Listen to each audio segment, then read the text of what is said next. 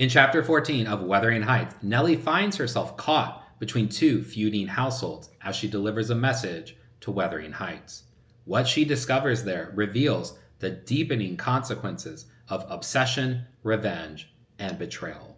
Let's jump in. Nelly informs Edgar that Isabella feels remorse over Catherine's condition and longs to see him, but Edgar remains unmoved.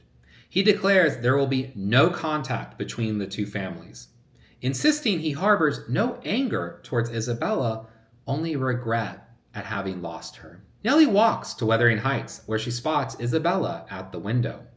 Inside, the house is coated in dust, mirroring the stark contrast between Isabella and Heathcliff. Isabella's once bright beauty has dulled. Her hair is unkempt and her dress neglected.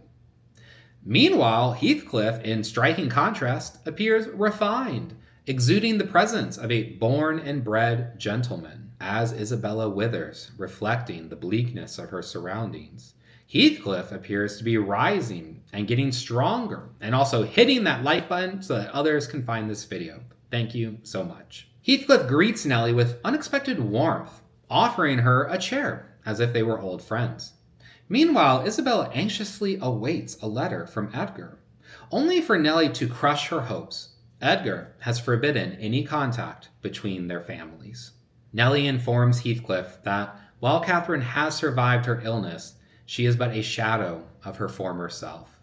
The fierce, untamed Catherine Earnshaw has been reduced to the frail and subdued Catherine Linton. Upon hearing this, Heathcliff urgently requests that Nelly arrange a meeting between him and Catherine, but Nelly refuses, knowing another explosive encounter between Heathcliff, Catherine, and Edgar would surely destroy Catherine's fragile health. Heathcliff blames Edgar for Catherine's decline. After all, it was Edgar who forced her separation from Heathcliff and struck him in anger, setting off the chain of events that led to her illness. His hatred runs so deep that he even hints at a gruesome fantasy. If Catherine wouldn't suffer from Edgar's death, he would rip out Edgar's heart and drink his blood. Heathcliff declares that if Catherine were ever to forget him, his fate would be nothing but death and hell. He insists that Edgar could not love her in 80 years as fiercely as he does in a single day. His obsession is all-consuming, yet his patience for Isabella has completely eroded. He is irritated by her whining and is resentful that she has stopped trying to please him. Nelly attempts to defend Isabella, reminding Heathcliff that she was raised as a pampered only daughter, accustomed to comfort and care, and that her willingness to abandon that life must mean that she truly loves him. Heathcliff scoffs at the idea, claiming Isabella was blinded by foolish romantic fantasies, mistaking him for a storybook hero. He refuses to take any responsibility for her disillusionment, and he coldly admits that he hanged her dog back in chapter 12. Yet even that act of brutality failed to repel her. Though Heathcliff despises Isabella, he restrains himself just enough to avoid outright cruelty, ensuring that she has no legal grounds to escape their twisted marriage. Heathcliff claims that Isabella is free to leave whenever she pleases, but she immediately calls his bluff. She has already tried and failed. Her words finally reveal the deeper meaning behind her cryptic plea in chapter 13, when she begged Nelly not to tell Edgar about Heathcliff's cruelty. Now Isabella confesses the truth. Heathcliff only married her as a weapon against Edgar, aiming to drive her brother to utter despair.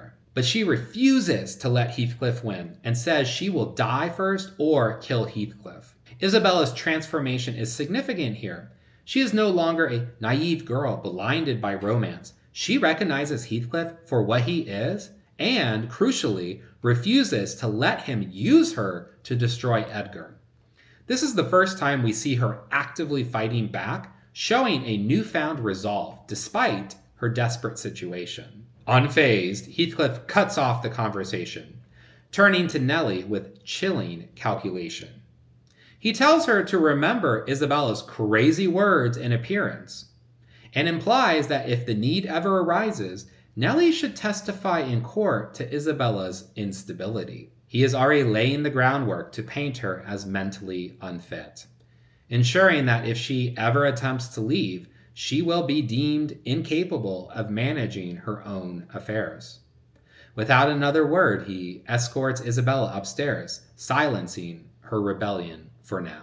As Nelly prepares to leave, she overhears Heathcliff muttering to himself with a terrifying intensity, "I have no pity, I have no pity. The more worms writhe, the more I yearn to crush out their entrails. It is a moral teething, and I grind with greater energy, in proportion to the increase of pain." This signals Heathcliff's complete descent into cruelty. His pleasure in the suffering of others isn't just about revenge, it has become part of his identity. Heathcliff no longer justifies his actions as retaliation for past wrongs. He enjoys inflicting pain. Turning back to Nelly, Heathcliff makes his demand.